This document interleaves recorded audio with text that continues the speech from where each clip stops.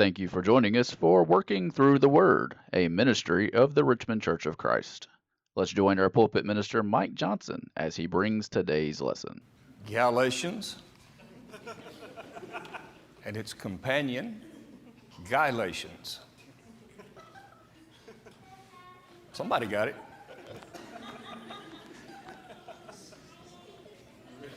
All right. Quick question. How many of you currently do or recently found spoiled fruit in your house? I hope we're talking about physical, not spiritual. But there's a connection. I said we'd talk about fruit all day today, and now we come to this idea, what do we do with spoiled fruit? Well, the first thought is throw it out. Get rid of it. Well, let's talk about that. What do we do with spoiled fruit? I want you to turn to the text we've been using all day. We're in Galatians chapter 5, and we're going to start in verse 26 and go through chapter 6 and verse 10. And we're going to think about how or what we do with spoiled fruit. Now, first of all, let's identify what we mean by spoiled fruit. There is evidence available for you to know that the fruit is either heading that way or it's already spoiled. For instance, bruising. You see the bruising on the fruit? You think, getting soft, we got a problem, something's about to happen. Or maybe you see those little fruit flies hanging around. Well, now, it's been there long enough that you're actually breeding new life in that fruit. We got some real problems. And if you wait long enough, then you'll have the smell of the decaying fruit. Now, that evidence says it's time to do something. This fruit has to be dealt with. There's a problem here. And so when I see that evidence, I know that we have a fruit problem in our midst. Let's begin verse 26 of Galatians 5. And let me ask you as we read it again, have you thought about the real meaning of this verse? Here are the evidences of spoiled fruit, spiritually speaking. Let us not become conceited, provoking one another, envying one another. Now, let's put this in context. We've been given the list of the works of the flesh. And you remember this morning, that word is plural. You're supposed to look at each one of them individually because any one of them can keep you away from God. We've been given the list of the fruit of the Spirit. That original Greek word is a singular word. It's asking you to look at this whole thing as a group, not choice. I'll take this one like I'm going to this grocery store, and I'll pick this fruit and I'll pick that, but I don't like that one. No. You can't pick and choose the fruit of the Spirit. We have to take it's a group thing. You got to take it all.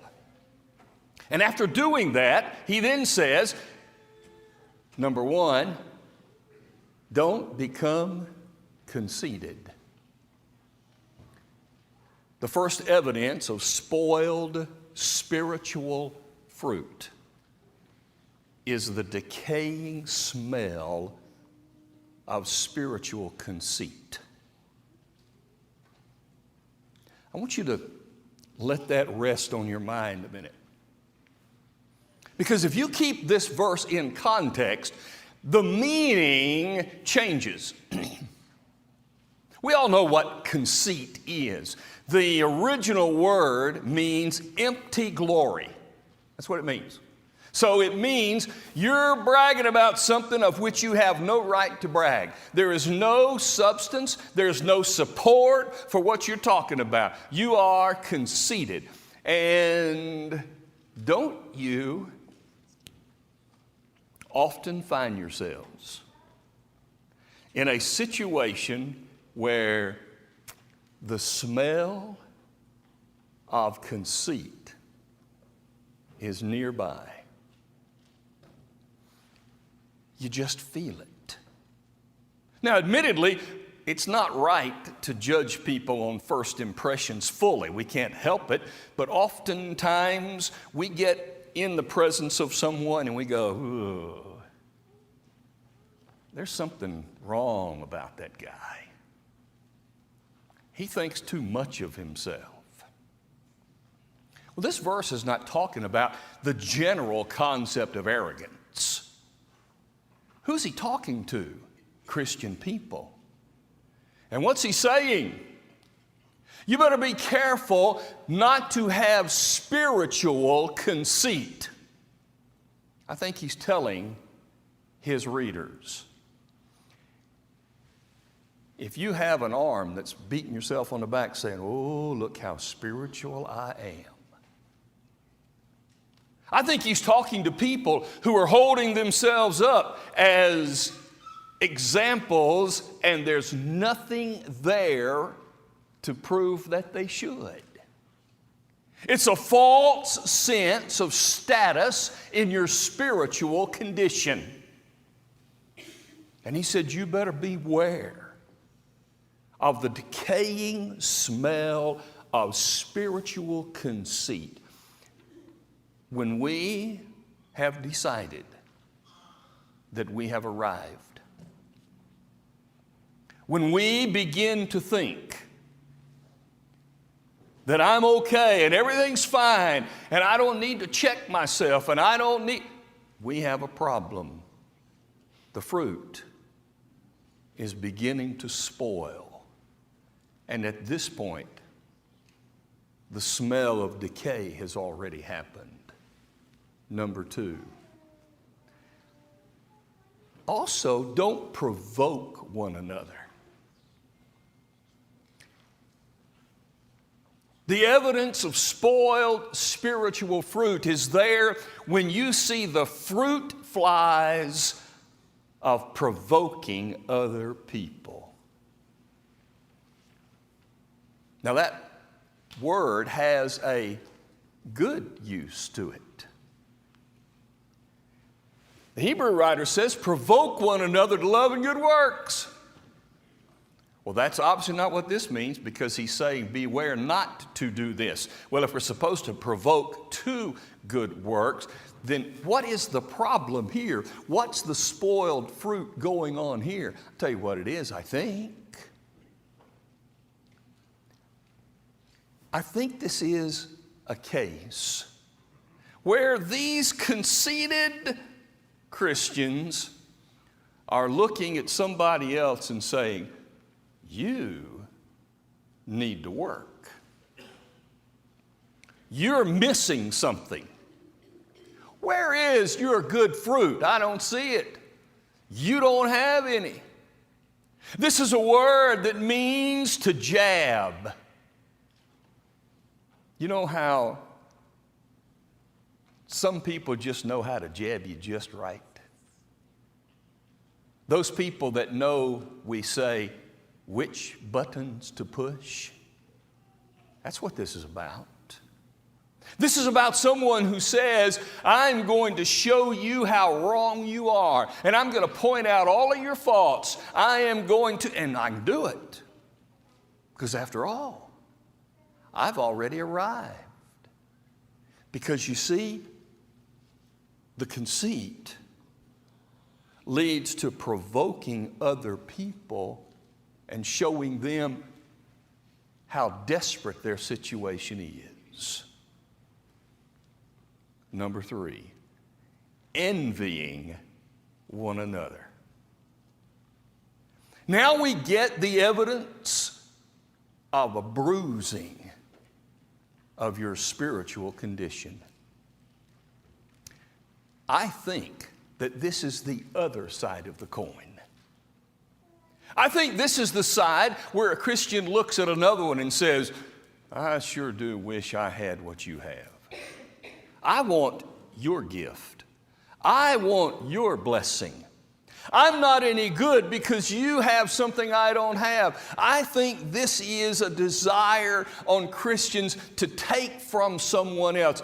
Envy is not about saying, I'd like to have something similar to what you have. I'd like to have my own possession of that. No. Envying is about taking what you have. Envy is more like saying, not only do you have it and I want it, I don't want you to have it.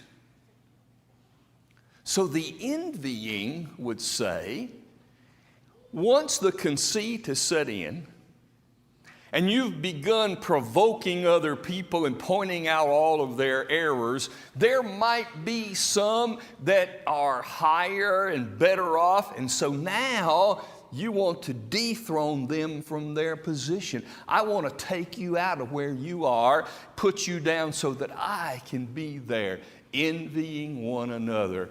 These are the evidences of spoiled spiritual fruit.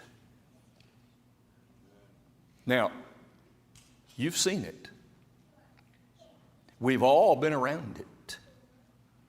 And at times, many of us may have been tempted by it.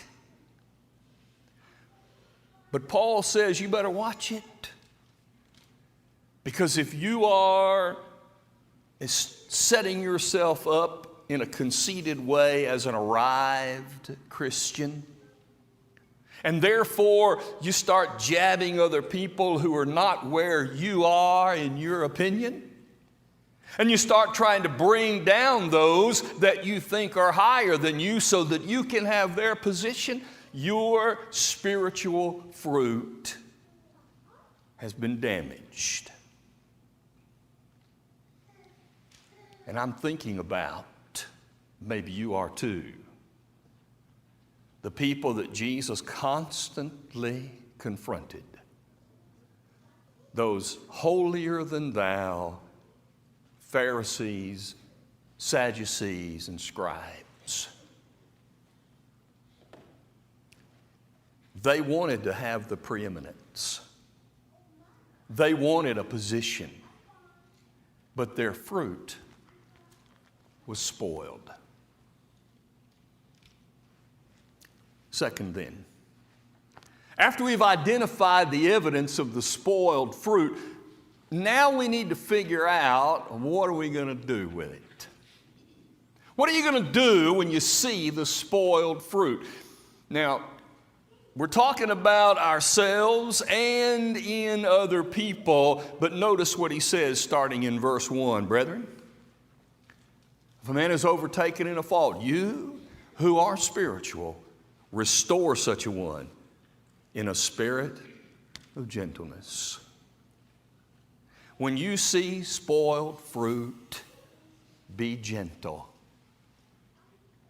Let me ask you something. Have you ever had this pile of fruit?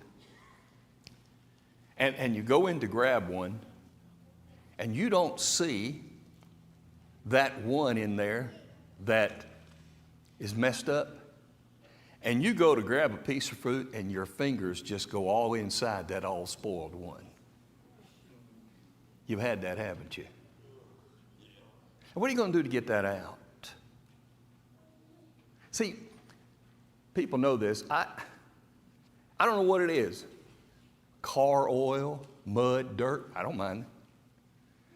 But food on my hands drives me crazy.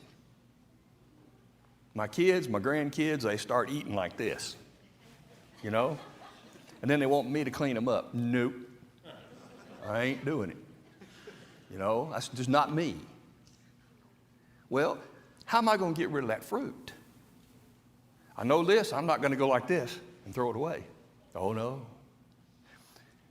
I don't want to touch it, but I also don't want the rest of the fruit to have all that stuff smeared all over it, right? How are you going to get it out? Gently. Gently. What does Paul say? When you see spoiled fruit, be gentle. You don't just dive in and grab it. you be gentle and take care of it. Number 2, but protect yourself, considering yourself lest you also be tempted. I'll protect myself with a pair of gloves or a towel or something, because I don't want to get my fingers lodged in that dirty fruit. When we see spoiled fruit and we're going to try to remove it, we better make sure that we protect ourselves, because when you go in there to try and help remove that fruit, you can get some on you, and it may damage you spiritually. That's no reason not to attempt to deal with it, but protect yourself. And then 3rd, bear one another's burdens, and so fulfill the law of Christ. Work together with everybody to take care of the situation. If there is spoiled fruit amongst us, gently protecting ourselves, all of us try to help with that spoiled fruit, because that's what God wants us to do. And so we should work together as a team. We should work together as a family. We should, in fact, be a united group that says, we're going to help. We're going to help remove, restore, fix spoiled fruit. Okay, once I've figured out what the evidence is, how that spoiled fruit looks, once I've figured out what I'm going to do with it when I see it, the 3rd thing I have to do is to decide, what am I going to do to inhibit future fruit spoiling? What am I going to do? Well, you've just gone into the fruit basket there on the counter and you got the bad fruit out of there. Now, you better get ready, because the rest of that fruit, potential spoiling. What are you going to do? What are you going to do immediately to make sure the rest of it is not contaminated? Let's see what Paul says, spiritually speaking. Verse 3. If anyone thinks himself to be something when he is nothing, he deceives himself. Beware of self-deception. If I am involved with others in helping get spoiled fruit out, I should make sure that I don't deceive myself into thinking, oh, my fruit will never spoil. It won't happen to me. Because any one of us can have our fruit spoiled. So we better not be self-deceived people. If you just move that fruit off of that basket of fruit and you think, oh, the rest of it's fine, the rest of it's not going to happen. Nothing's going to happen to it. You've deceived yourself into thinking that if you don't do anything else, the rest of that fruit's going to be fine. It's not. Therefore, let each one examine his own work. Then he'll have rejoicing in himself alone and not in another. Practice self-examination. I don't want to be self-deceived, so I'm going to practice self-examination. I'm willing to look at me and say, is my fruit spoiling? I feel pretty good about it, but I better check. Once you've moved that fruit out of that basket, now what's the next thing you need to do? Let's look at the rest of it. Let's just move some more around and make sure the next time you dip into that fruit basket, your fingers don't go into another spoiled piece. Self-examination. Are you willing? Are we willing to sit with our lives and examine ourselves based on the fruit of the Spirit? Because if all of them are not a part of our lives, then not one of them can save us, we saw this morning. So I need to practice self-examination. Number 3, I need to practice self-control. Verse number 5. Each one shall bear his own burden. Oh, I know that Paul said we should bear each other's burdens. That's exactly right. But he also says my primary responsibility is for me to bear my burden. If I'm not willing to bear it, then nobody else should have to bear it for me. The text seems to be saying that when you bear someone else's burdens, you're helping them bear it. You're not carrying it for them without their input. And that's what he's saying. He's saying we need to bear our own burdens. Self-control. Are you willing?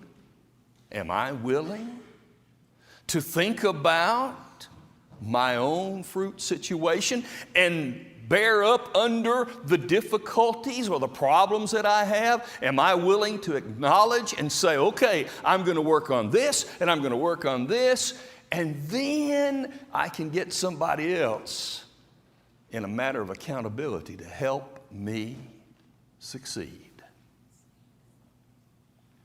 Number 4, verse 6. Let him who is taught in the word share in all good things with him who teaches. To prevent future spoiling of fruit, let us be gracious, let us be aware and attentive and constantly thanking other people who are helping us have better fruit, who are helping us keep our fruit from spoiling. When's the last time that you went to a brother or sister in Christ simply to say, thank you for encouraging me? Thank you for praying for me. Thank you for helping me. And when was the last time you simply sent a text to somebody that said, I'm praying for you. I know what you're going through. I just want you to know I'm praying for you. You see, these are people that are teaching us by their examples. They're teaching us in Bible classes, literally, or they're teaching us in so many ways. And if others around are there helping you, we should be appreciative of it, because when I'm thinking about them and how they're helping me keep my fruit from spoiling, there's a much better chance that it will not. Do not be deceived. God's not mocked. Whatever a man sows, he will also reap. He who sows to the flesh will of the flesh reap corruption. He who sows to the Spirit will of the Spirit reap everlasting life. Put your fruit in a place where it won't spoil as quickly. I notice there are all kinds of things that people say will help your fruit to keep from spoiling. For instance, there's that hook thing that stands up like this. However it stands, hang your bananas on it. I don't know if that works or not. I mean, if you don't want to go buy something, just, hang it on the handle of the counter for a while or something. I don't know if it works or not. Couldn't tell you. I read that there are some fruits you're supposed to put in the refrigerator to keep them from spoiling, but there are some fruits that get worse if you put them in the refrigerator to keep them from spoiling. I don't know which is which. But I know this, if I have a basket of fruit and one or two of them have spoiled, probably I need to move that somewhere else. Maybe it means just take the fruit out, clean the basket. Maybe it means separate the fruit. I don't know what it means, but I know this. I'm not going to leave it there because it's already been proven that over there is where it spoils. I'm going to move it. So to the Spirit. If you're having trouble with your fruit, if you feel like your fruit is spoiling, then take a look where you are. Where are you? Are you around people who are always influencing you to have spoiled fruit? Or are you around people who are encouraging? Where are you? If your fruit is spoiling a little bit and you see yourself or feel yourself being more disconnected from the Lord, where are you? Are you taking advantage of every opportunity to assemble with people who are here to help you keep from spoiling spiritually? You taking advantage of opportunities? Not that anyone has the time to be involved in everything, but I know this. I'm constantly finding out about new things that are happening that allow people to be involved that I didn't even know about. Investigate some of those. There are ongoing weekly Bible studies, some in person, some online. Get involved. There are fellowship activities where the encouragement to keep fruit from spoiling is pretty obvious. Get involved. You want to keep it from spoiling? Put it in a place where it is less likely to spoil. Verse 9. And let us not grow weary in well-doing, for in due season we will reap if we do not lose. Keep alert. Keep alert about the condition of the fruit in an ongoing way. Keep alert. Let us not grow weary in well-doing. Let us not give up. Let us not stop. The fruit needs constant attention, so don't quit. Keep checking on that fruit. Keep moving that fruit around. Keep it from spoiling.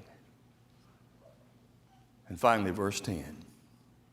Therefore, as we have opportunity, let us do good to all, especially to those who are of the household of faith.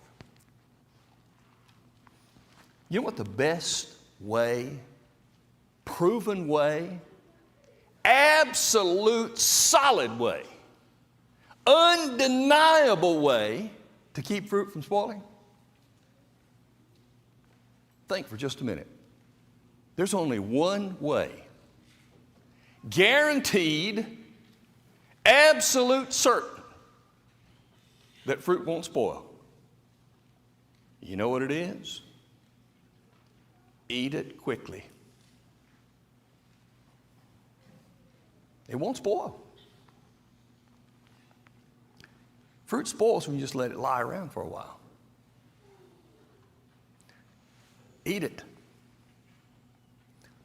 Put it in something that you're going to eat. In other words, use it. If you don't want to have spoiled spiritual fruit, put it to use. Don't let it just lie around. We have spiritual fruit right here in the Word of God. But if this fruit, for instance, is sitting in a prominent position where you see it, but every now and then when you move it, there's an outline of dust, it's not being used. When we read about it and we try to incorporate it, but we don't put ourselves in positions to put the fruit into action. It might be in our minds, we might have moved it from here to here, but until we move it from here to here, then the fruit still could spoil by just lying around in our minds, doing nothing. We spent an entire day talking about fruit. Jesus used that analogy many times because fruit is something you see.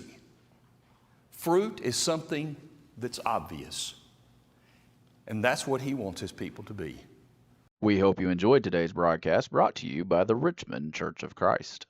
We are located at 1500 Lancaster Road in Richmond, Kentucky. We meet on Sunday mornings for Bible class at 9 a.m., followed by our morning worship service held at 10 a.m. Our Sunday evening service is held at 6 p.m., and our midweek Bible study is held on Wednesday at 7 p.m. If you are in the area, we would love to have you as our honored guest. Thanks for listening.